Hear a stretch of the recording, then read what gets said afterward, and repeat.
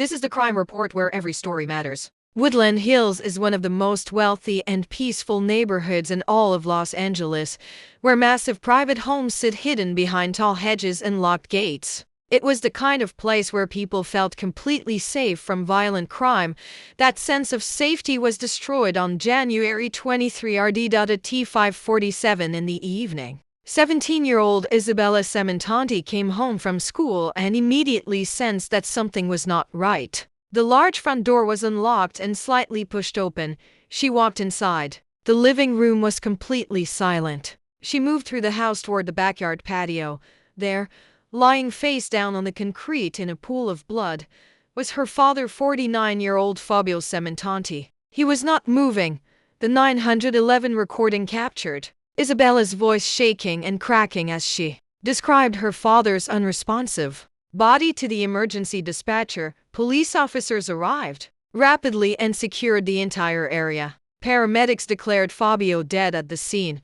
Forensic investigators documented more than 40 stab wounds, nearly all of them concentrated on Fabio's back and the back of his head. There were absolutely no signs of a struggle anywhere inside the house or on the patio, which strongly suggested the attack came from behind without any warning. Security cameras from neighboring properties captured two individuals wearing dark hoodies crossing the street at 4:18 in the afternoon, moving in the direction of the Sementanti home. Those same cameras later recorded those two people leaving the property in a rush.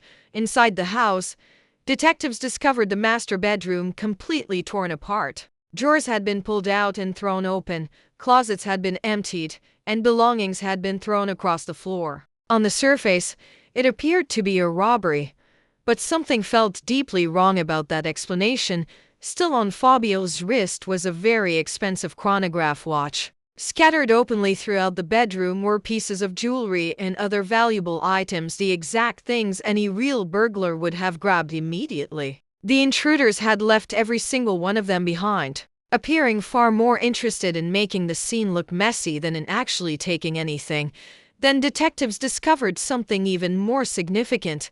The home's entire security system hub had been removed. The DVR unit that stored all camera footage had been forcibly ripped out, and every cable had been deliberately cut. Whoever carried this out knew precisely where that equipment was located inside that large home. This was clearly not the work of random criminals. Also missing from the garage was Fabio's black Porsche 911 Carrera.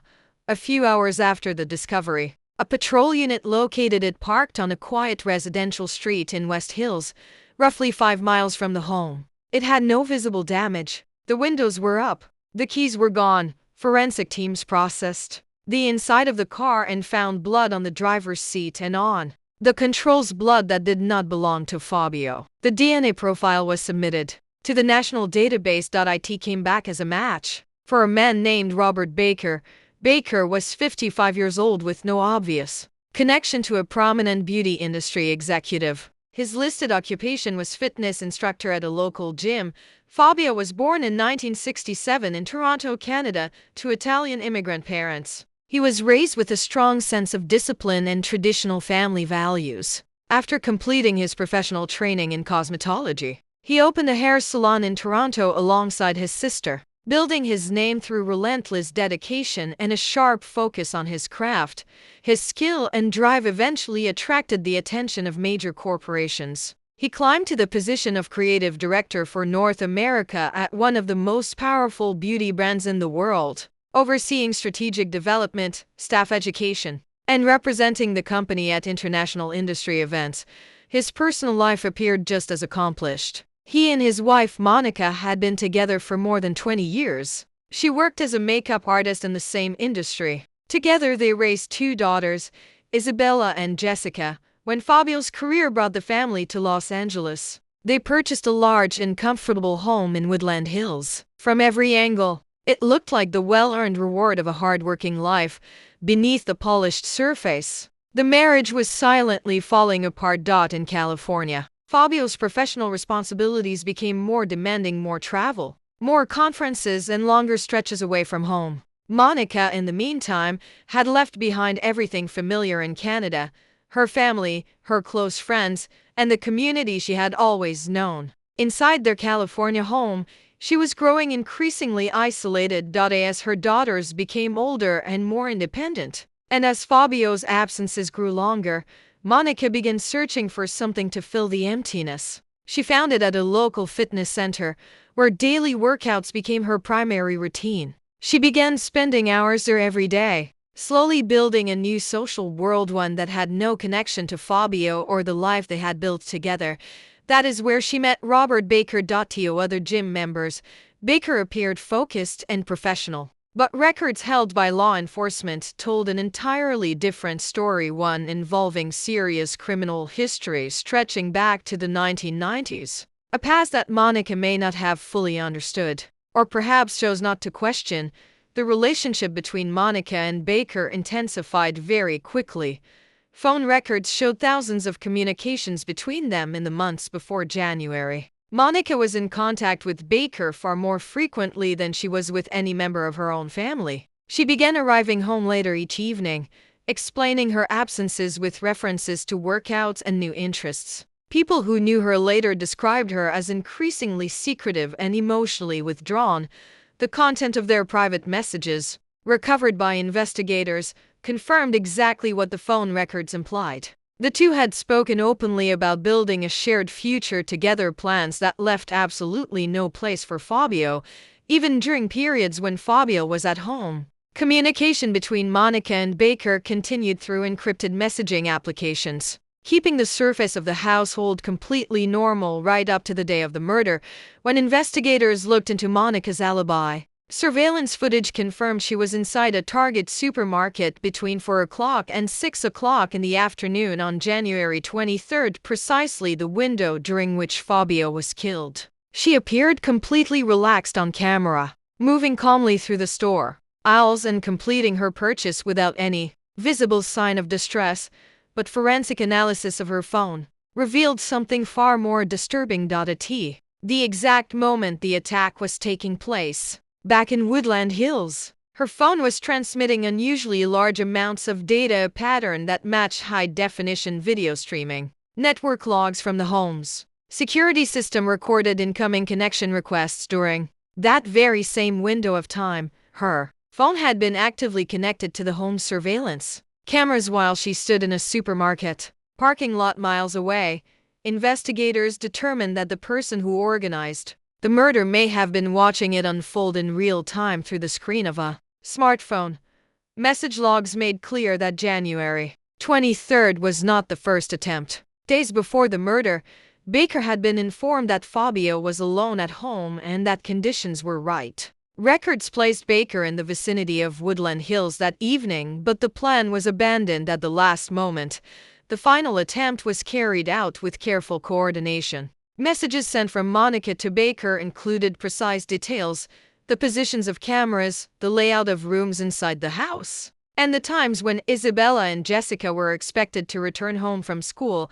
On January 23rd at 4:18 in the afternoon, Baker and his accomplice Michael Austin Johnson entered the home through the front door. Monica had left it unlocked before she departed. They went directly to the backyard patio. Baker attacked Fabio from behind using a knife, delivering more than 40 blows. Johnson kept watch nearby. When it was over, they staged a scene to look like a burglary. Johnson tore apart the bedroom while Baker, who already knew the home well, found and removed the DVR unit and sliced through the cables. Baker then drove away in the Porsche, leaving traces of his blood on the controls before abandoning the vehicle 5 miles away. The entire operation was completed in under an hour. As part of their ongoing investigation, detectives arranged a controlled pickup. Monica and Baker were each brought in separately under the pretense of a routine document check, then deliberately placed together in the back of a police vehicle that had been secretly equipped with hidden audio and video recording equipment. A staged radio transmission was played within their hearing, reporting that a key suspect had been identified and that investigators now had conclusive physical evidence. The response was immediately revealing. Monica did not ask why she had been detained. She expressed no confusion and no concern about the nature of the investigation. Instead, she immediately began asking Baker about what physical evidence might have been left behind, specifically bringing up DNA and biological traces found inside the Porsche. Baker quietly raised the possibility of taking on most of the legal responsibility if formal charges were brought. For the investigators listening, the exchange confirmed what the digital evidence had already pointed to. This was not a crime Baker had committed on his own. Monica was a fully aware and willing participant. Several weeks after Fabio's funeral, while the investigation was still very much ongoing, Monica and Baker traveled together to Las Vegas. Hotel and casino surveillance footage showed the two of them eating together, walking through gaming floors side by side, and interacting with clear affection. Neither showed any visible sign of grief or emotional weight. They appeared exactly like two people enjoying a carefree trip together. At that same time, Monica was actively posting messages of sorrow and remembrance on her social media accounts, sharing old photographs of herself and Fabio. The footage captured in Nevada directly contradicted every word of it. The legal proceedings began moving toward a conclusion in 2023. Robert Baker, confronted with overwhelming biological and digital evidence, accepted a plea agreement formally admitting guilt to first-degree murder. He was sentenced to life in prison without the possibility of parole, avoiding the death penalty through his cooperation. Michael Austin Johnson pleaded guilty to second-degree murder and agreed to testify against Monica in exchange for a sentence of 16 years to life with the possibility of future parole. Monica Sementanti's trial came to a close on April 11, 2025. Her defense team framed her as a victim, a lonely and isolated woman who had fallen into an affair, entirely unaware that Baker had acted violently on his own initiative. Her attorneys argued that no direct evidence existed proving she had ever ordered the killing. The prosecution built its case on three central arguments: financial motive, active coordination, and behavior following the crime. Fabio held a life insurance policy worth $1.6 million. Messages exchanged between Monica and Baker showed the two had already discussed dividing that money before Fabio's body had even been found. Recorded phone calls made from jail revealed that Monica's deepest concerns were not centered around grief or loss but around the specific technical data investigators might be able to use against her. Wi-Fi logs, cellular billing records, and then there was Las Vegas. After deliberating for several days, the jury returned its verdict: guilty on all counts, first-degree murder and conspiracy to commit murder. The court identified financial gain as an aggravating factor in the case. When the verdict was announced, Monica lowered her head and began to cry. Her daughters Isabella and Jessica, both seated in the courtroom, were visibly shattered by what they had just heard.